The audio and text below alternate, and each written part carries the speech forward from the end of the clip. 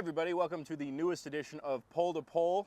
I'm Joey Miller, and alongside me I have the Grizzlies ace, the master of strikeouts himself, Deylen Miley. Excited to get to know a little bit more about you as we obviously start here at the left field foul pole here at Grizzlies ballpark. We'll make our way over to the right field foul pole. Deylen, you ready to take a walk with me? Yeah, I'm ready. Thank you, Joey. All right, let's do it.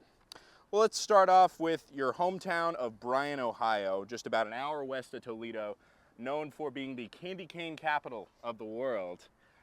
What's it like there during Christmas time? At Christmas time around home, we always make it back that way. It's a very, very joyful time. The city's lit up. We have a nice little square courthouse, Santa, have parades, plenty of candy canes, plenty of dum-dum suckers from Spangler Candy. It's a wonderful time. Have you visited the factory?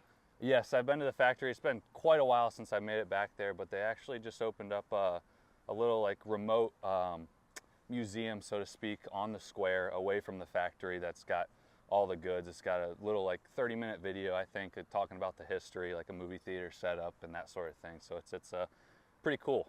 Speaking of sweets, I understand you have a sweet tooth, particularly for an iconic flavor of Ben & Jerry's ice cream. Tell me why fish food is the best ice cream on the market. Honestly, it started with my mom. My mom introduced me to it, and she still loves it too.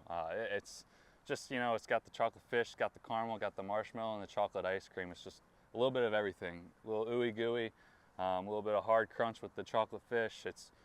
This really just does it for me. Despite being from Ohio, you've never claimed either major league team in the state growing up. What was it, or who was it in your life that introduced you to the Detroit Tigers? It was really my dad.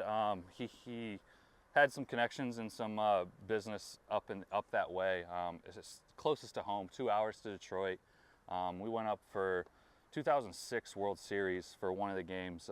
We got some tickets and froze our behinds off up there, but really from there on out, it's just really, that experience did it for me, and I followed them from there on out. Coming up on August 15th, it'll be St. Louis Browns night here at Grizzlies Ballpark, where we're giving away bobbleheads of former St. Louis Browns pitcher Ned Garver, Ohio native. Tell me your connection to him. Ned actually is from 𝐏𝐿, Ohio, which is just a short 10 minutes down the road from my hometown of Bryan.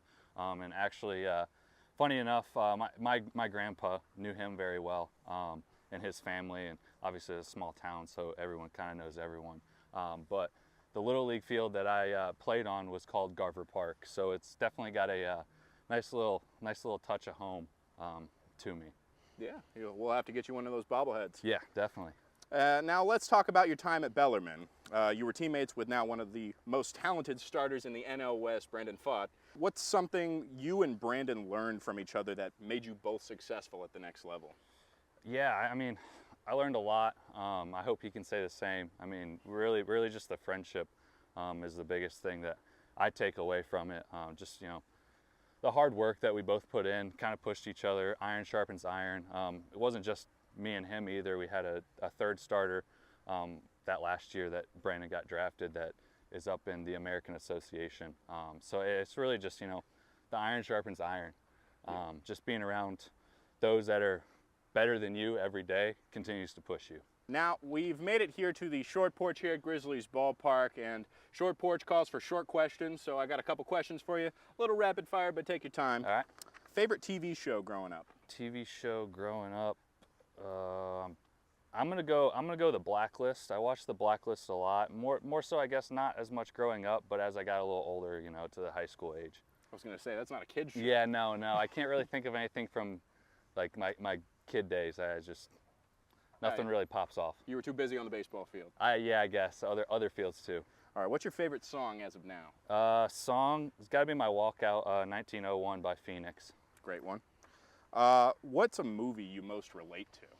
Movie you most, Great Gatsby. I don't know if I necessarily relate to it, but that's the first movie that comes to my mind. Just the Roaring 20s, that sort of lifestyle, the extravagance, the low-key nature, and just all of that. I mean, that's really just what stands out to me is just the old-timey, I don't know, I guess I kind of just have a soft spot for it. Now, when you're making a PB&J, what type of jelly are you putting on there?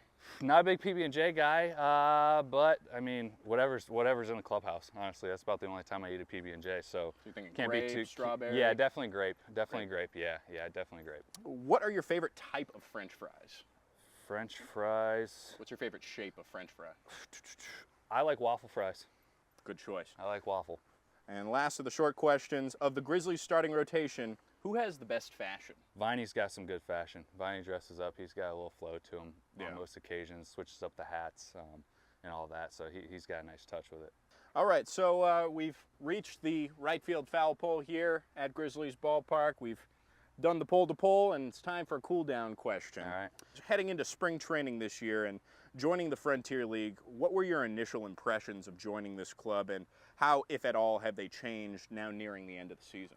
It was a lot more of a different experience than I anticipated, and I know Steve kind of prefaced that coming into spring training. He let me know, like, hey, this is definitely going to be a touch different. You know, some people are, you know, at the back end of their career, like last chances, and, you know, whether you like to admit it or not, I mean, most of us are.